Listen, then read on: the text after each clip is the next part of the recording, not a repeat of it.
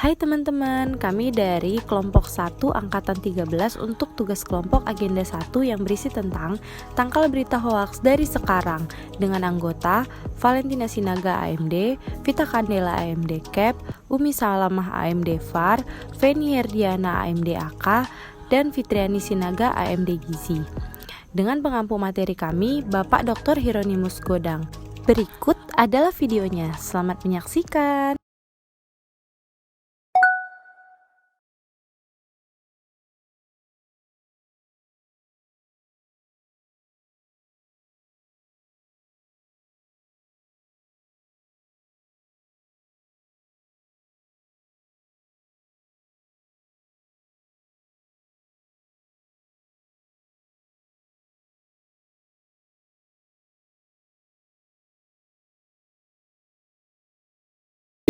Cek keaslian data.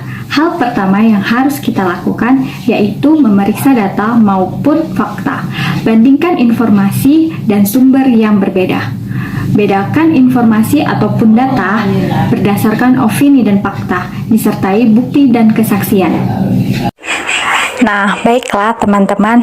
Apabila kita mendapatkan suatu berita atau informasi dari teman melalui pesan WA, pertama yang kita lakukan adalah memastikan informasi yang kita terima itu harus berdasarkan dari sumber yang terpercaya. Kita harus menghindari berita yang bersifat opini, karena opini merupakan berita yang bersifat subjektif, sedangkan fakta adalah berita bersumber dari data yang terpercaya.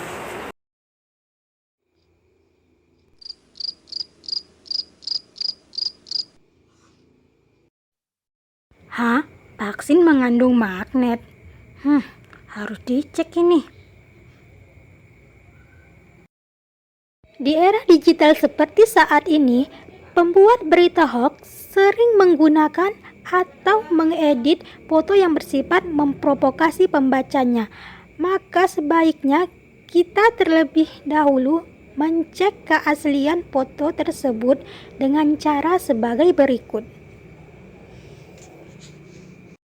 Pertama, kita masuk ke halaman website google.com, lalu kemudian ketik image di kolom pencarian, klik gambar, pilih icon kamera di sebelah kanan, upload gambar, terus klik gambar yang ingin kita cek. Maka akan muncul tampilan seperti ini, keterangan terkait gambar yang ingin kita cek keasliannya. Kita coba klik yang pertama.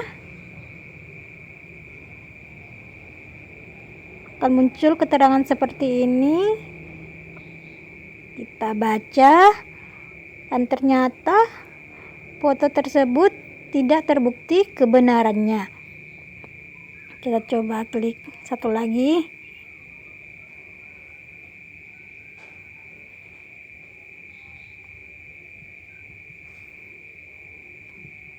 Akan muncul keterangan seperti ini. Kita baca dan hasilnya sama, tidak terbukti kebenarannya. Maka itu perlunya kita untuk mencek keaslian suatu gambar agar kita terhindar dari hoax yang beredar.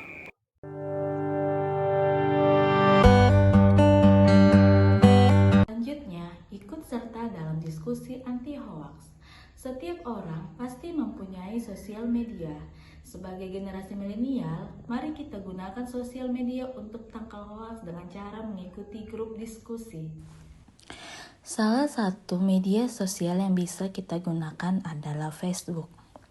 Di Facebook, ada banyak grup diskusi yang bisa kita ikuti untuk tangkal anti-hoax.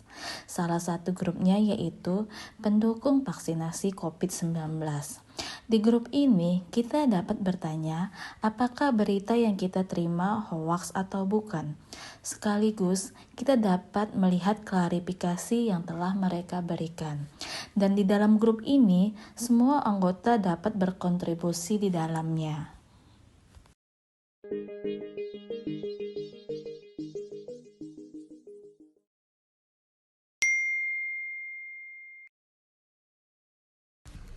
Apa nih? Vaksin mengandung magnet? Langsung aku cari tahu aja ah.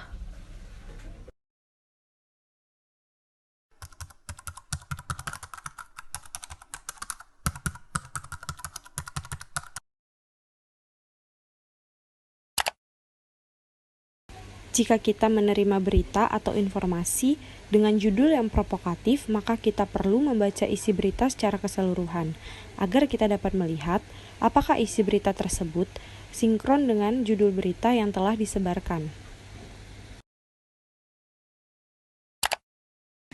Kemudian, setelah kita membaca berita secara keseluruhan, maka kita harus mencari fakta dan kebenaran dari berita tersebut, agar kita dapat terhindar dari hoax, apalagi menyebarkan hoax kepada orang-orang yang di sekitar kita.